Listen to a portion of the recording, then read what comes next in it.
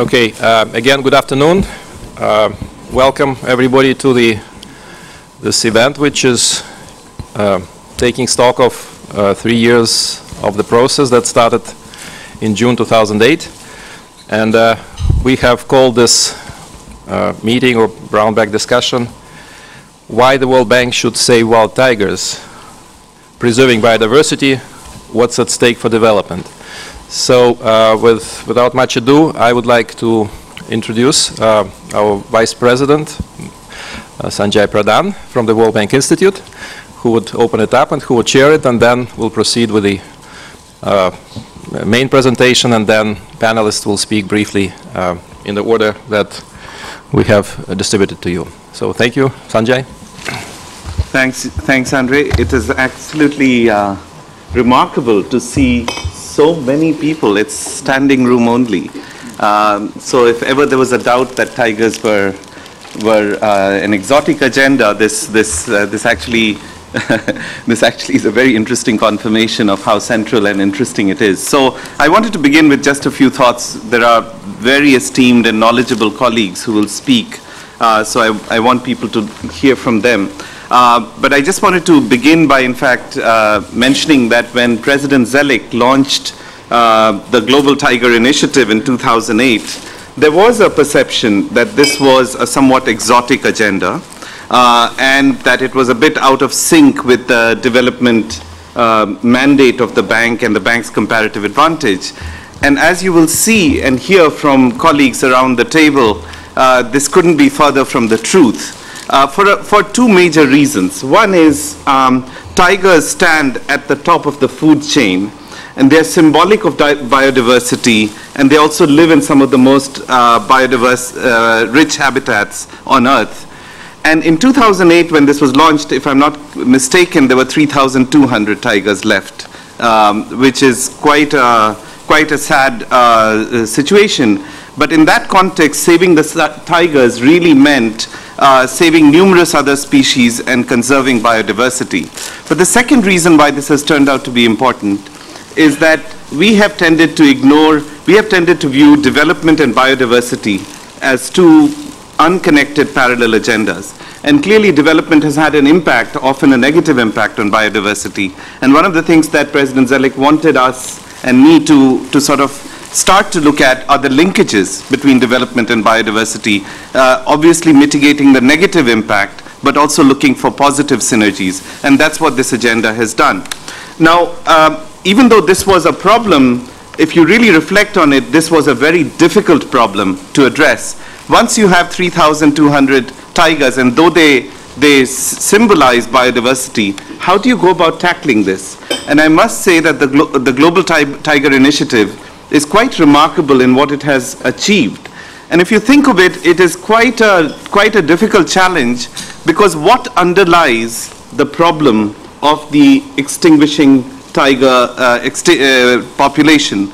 There is a demand for tiger parts, and there is a supply of tiger parts. And it requires multinational action, because the demand is coming from certain countries, the supply is coming from certain countries. So if the problem has to be addressed, it needs to be addressed in a global multinational context. Also, the problem cannot be addressed by just government. It requires multi-stakeholder action between governments and civil society.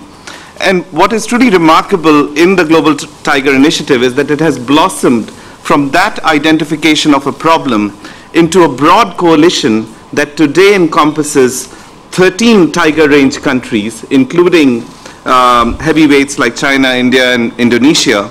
But it also brings together world-class partners from civil society, including the Smithsonian, the World Wildlife Fund, and the National Geographic. So in this initiative, there is a multinational, multi-stakeholder coalition that has been brought to bear. And for those of us who are thinking about results, what is striking is that in St. Petersburg last November, prime ministers from 5 of the tiger range countries unanimously endorsed commitments in the St. Petersburg Declaration on Tiger Conservation and the Global Tiger Recovery Program to protect and recover tigers from extinction. So if you think of it, it's actually very unusual in the bank that we have launched this range of a multinational, multi-stakeholder initiative that brought on one stage 5 prime ministers together. So you had Prime Minister Putin, you had Wen Jiabao, China, you had many other world leaders joining President Zelik in an unprecedented meeting of world leaders to collaborate collectively in this process. The cabinets of the Tiger Range countries have presented this agenda to their legislatures and agreed to endorse the global strategy. By any standards, this kind of measurable result is quite extraordinary when you think that you had to mobilize the collective will of countries with very different degrees of vested interests and support of this agenda. So I think that has been quite remarkable. What now needs to be done is how do we translate this global consensus and commitment into national action. That itself will also require multi-stakeholder action on the ground in specific countries. And in the World Bank Institute, one of the things we do, which is why this program has fitted in very nicely with what we do, is in order to get results, you need to bring together multiple stakeholders, multiple countries into action. We are doing this in governance of extractives, we are doing this in procurement, we are doing it in access to information, and this is one of the areas where we are now doing this in the Global Tiger Initiative. So with this, I wanted to turn it over to Keshav Verma, the Program Director of GTI. I must commend and congratulate Keshav and the entire GTI Secretariat. It's a small team of very, very committed individuals who have achieved absolutely remarkable impact with very few resources and with a great deal of skill in coalition building. So with that, Keshav, over to you. Sanjay, thank you very much. I will have to apologize for my sinus cough, so please bear with it. I was once asked why GTI took off so fast, without a structure, without an organization, without a clear budget.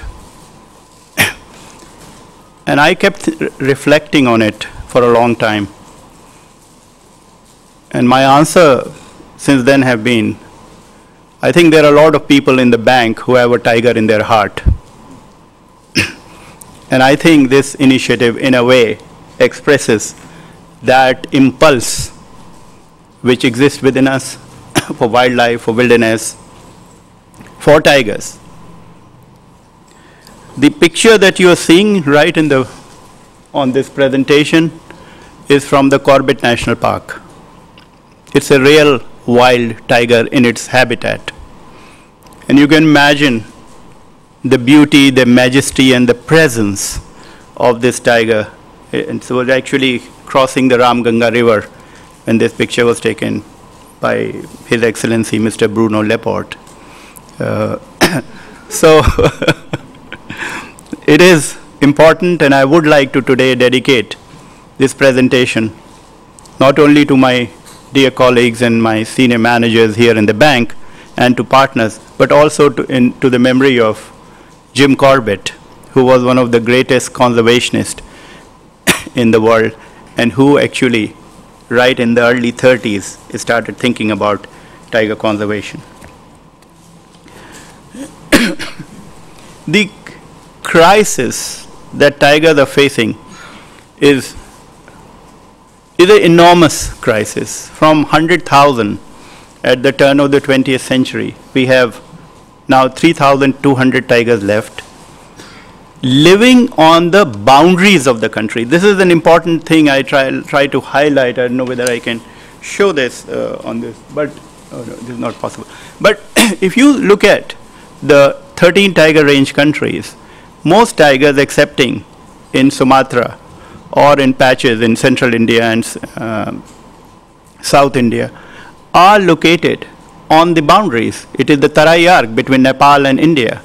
It is Sundarban between Bangladesh and India. It is Manas between Bhutan and India, or between Myanmar and India. It is the Chai Bai Shan region between China, Russia, and North Korea. It is the Laos, Vietnam, Cambodia regions.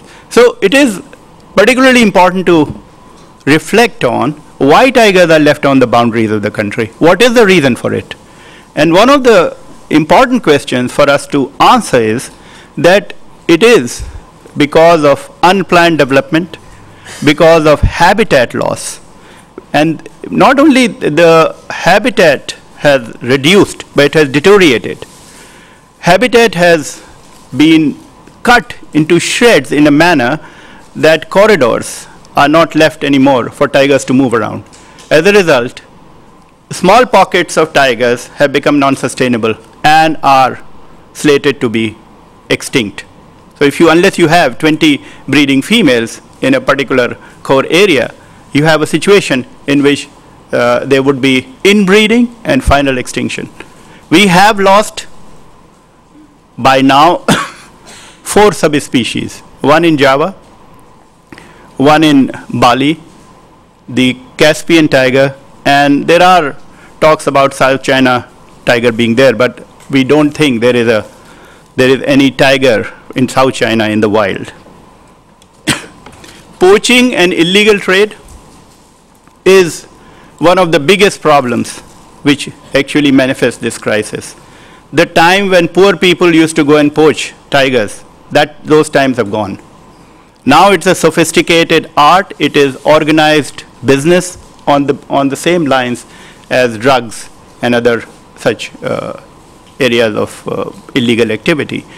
And poaching is becoming so sophisticated, so well organized that countries, tiger range countries, are really finding it very difficult to really deal with the problem. The title we had thought about, why should the World Bank get interested in tigers? But it's not just about tigers. If you go back 3,000 years ago, the I Ching from China said about, without the breath of the tiger, there will be no wind, only clouds and certainly no rain. And it's true, even it holds true, because tigers actually are an iconic indicator of the state of biodiversity. If there were no tigers, if we were not interested in tigers, if we had not really shown this as a priority, we would also not come to know what is the state of biodiversity, how poorly our wilderness is managed. Today, there was a time in India, right outside my city, Lucknow, we could drive 20 kilometers and get to a patch of forest. Now in each city, you got to drive about 300 to 400 kilometers to actually get to one patch of wilderness. This is really something that we have to really think about. Look at Europe, look at other places. Developing countries are losing habitat in extremely, accelerated manner. And tigers, the fate of tigers is actually indicating this. And this is not just about tigers, because the habitat is lost. Rhinos don't have a habitat. Habitat is lost. Elephants, the keynote species I'm talking about, don't have habitat because they coexist. And this is an extremely important problem that tigers have brought out. When in Sariska National Park in India, one of the issues which I always have felt, when the tigers are out of a park, that park loses its importance, its stature. And this is what happened in Sariska. When they suddenly discovered there were no tigers in Sariska, which is close to Delhi, there was a huge movement from industry, from miners, from loggers, and everybody else to actually demote this national park into a kind of a much lower grade forest. It was because the tigers were there that this forest had some stature. Otherwise, it would have lost. Actually, they relocated some tigers there. We've done some analysis on the tiger conservation landscapes. And we have also found that these landscapes are also deep pockets of poverty. Actually, the people who live, the communities who are living in these tiger conservation landscapes are 2.5 times poorer than average communities in rural areas. So this is not only about tiger conservation, it is about seeing how the live tiger can be given a value, which Richard has been really special in giving. Richard Damania is here, in a manner that communities learn to value the live tiger instead of the dead tigers. So it is extremely important. It is important in terms of agriculture, timber, water supply, and flood prevention, because forests have to be maintained. So it is extremely important to see that this is not just an initiative which is directed towards a single species. It's an initiative. It is an initiative where the tiger as an iconic indicator is actually pointing out to a wider crisis which is taking place in biodiversity conservation. One of the biggest problems that we are discovering as we are talking to tiger range countries is the way this sector does not receive priority when resources are allocated. This is the last. I have myself been a civil servant, and whenever forest or wilderness issues came, they would be put right at the end of it. And investment, infrastructure, economic growth are right on top. But we got to also understand that in Asia, there is this huge juggernaut of infrastructure leading to $700 billion a year.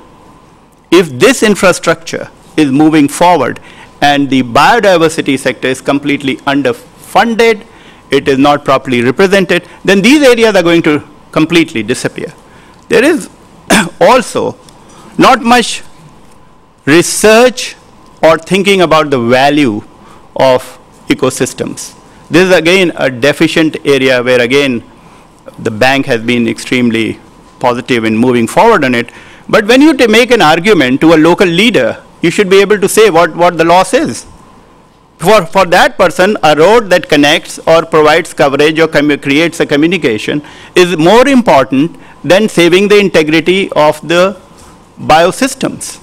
And that work has not really taken off in a manner that people really understand what is the meaning of this. The only meaning is today tigers, because they are part of the culture, part of spirituality, part of traditions of Asia. They need to be saved. But there are much larger issues involved here. Thankfully, and I must say, and I would like to thank the core team who came together in a seamless, in an extremely informal manner, and we could, while being in East Asia, actually launch an initiative with the support and the leadership of the President of the World Bank. This initiative was launched on June 9th, 2008. It brought together the World Bank, GEF, Smithsonian, and the International Tiger Coalition, which brings together the trading interest of more than 43 NGOs. And it brought together the tiger range countries. And the aim and the objective was T multiplied by 2. Is that right, Eric? So to increase the number of tigers or double the number of tigers by the next year of the tiger, which is 2022. That's a huge issue today, whether tigers can be increased that way. But we are seeing some good results coming out of Malaysia and India and some of these places and Bhutan. But that was the launch. The launch actually brought together not only the World Bank group, but it brought together a lot of special partners. Brought together World Wildlife Fund, brought WCS, brought together National Geographic. It brought together the unique values these partners represent in terms of communication, in terms of their stature in the business. And these partners provided the credibility and the stature to GTI and guided us, because we are a very small team, as Sanjay has said. We are just 5-6 of us. And to be able to really leverage and to have a larger impact, the partners and the quality of the partners was very extremely important. It's extremely important that the tiger range countries saw this as a coalition for change. There are these departments of forest who are sitting in the corners in Secretariat, not getting enough attention. I think GTI and the interaction and the engagement and the connectivity that took place helped them to really come together. and to feel a sense of priority. That was extremely important. Actually, the Nepal Minister, Mr. Deepak Bohra, once told me, we are now putting pressure on the finance department to give us more money.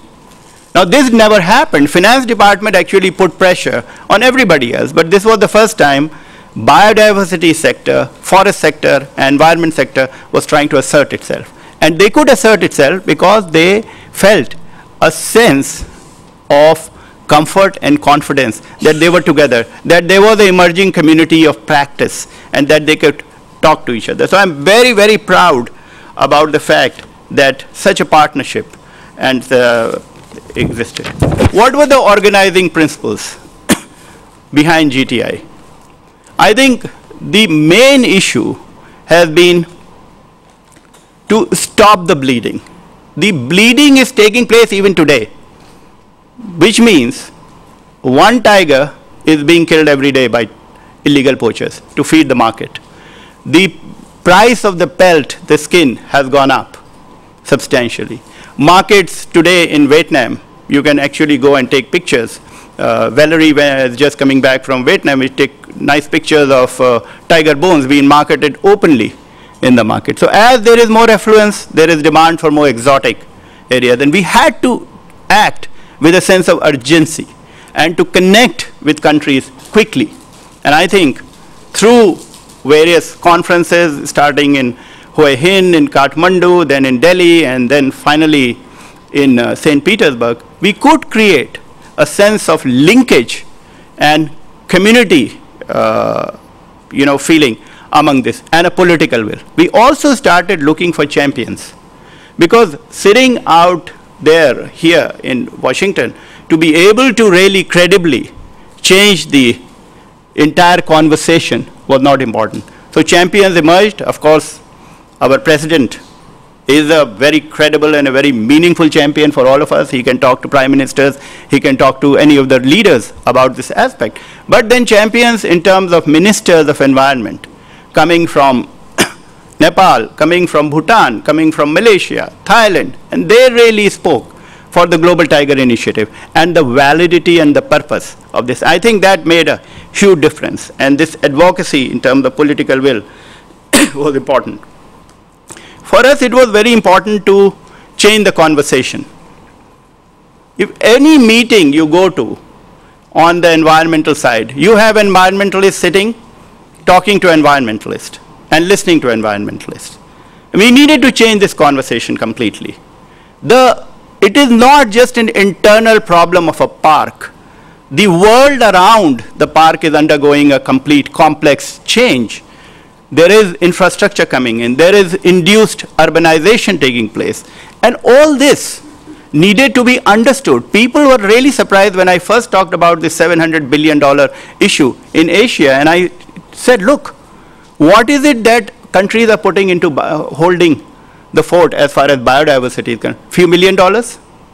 So how are we going to really make a credible change or collective action that would have an impact? That conversation changing, and I'll come to it later, was important. Innovation.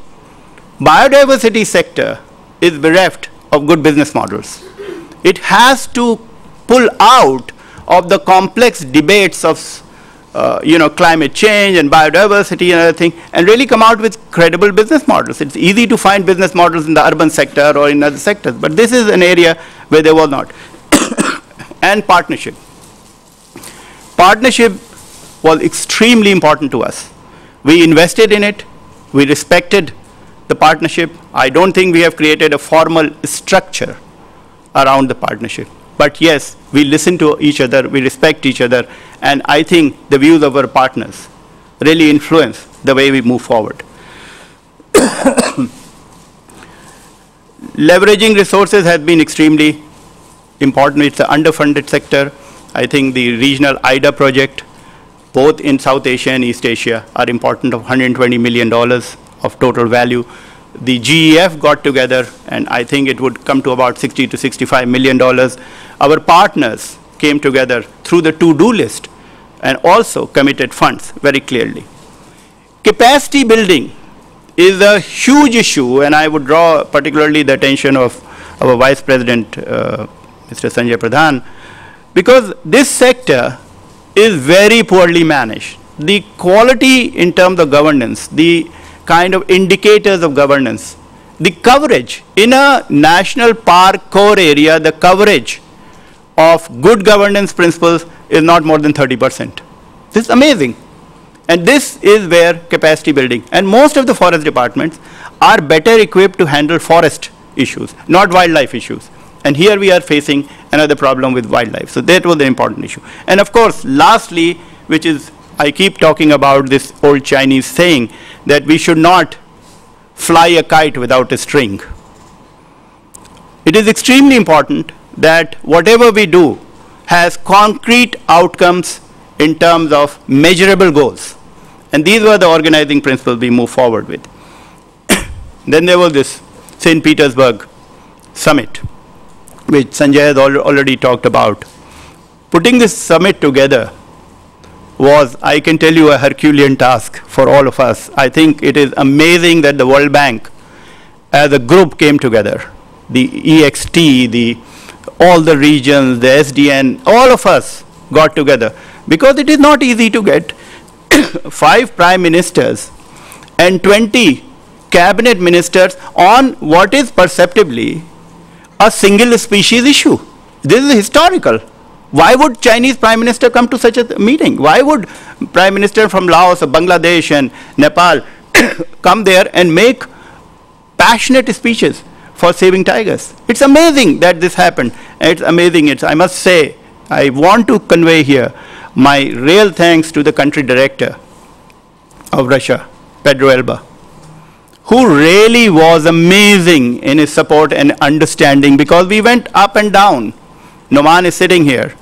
I mean, we were into the agenda and we were out of the agenda, we were in the agenda and we were out of the agenda. But finally, it went very well. Our president chaired the meeting of the prime ministers for 2.5 hours and the press conference. And I think people understood the value of World Bank as a convening power, as a presence in the countries. And that really was very special. I talk about partners, but the value that World Bank brought to this partnership is absolutely exceptional.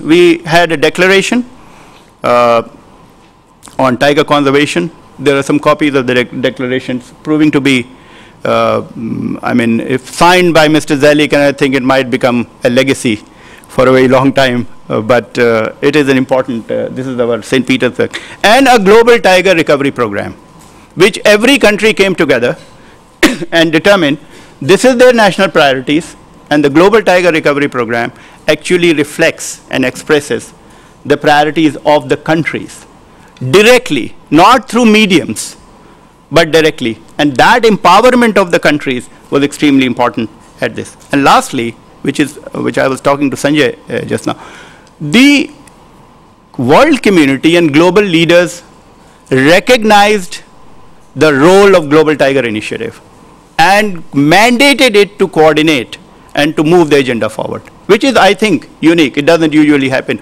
outside an institution. These are the aspects of some of these, but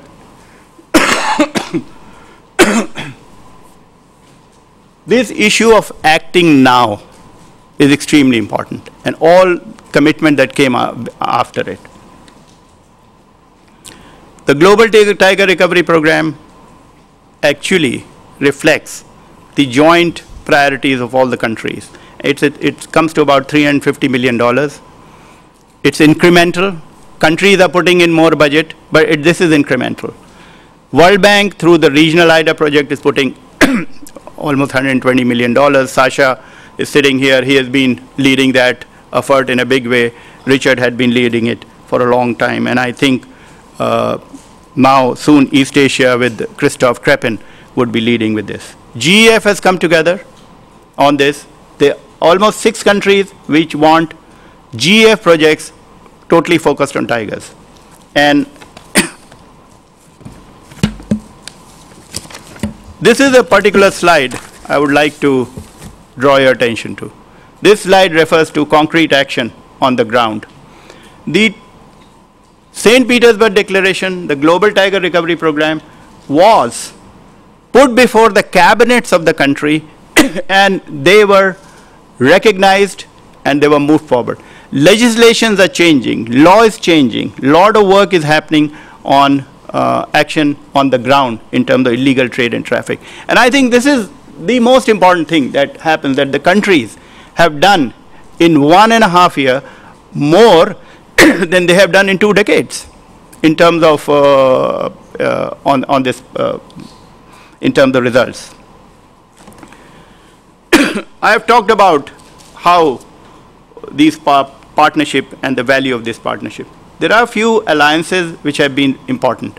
One is to bring the alliance of Interpol, UNODC, CITES, World Bank, and customs organizations together in what we call the International Consortium to combat wildlife crime. That's important.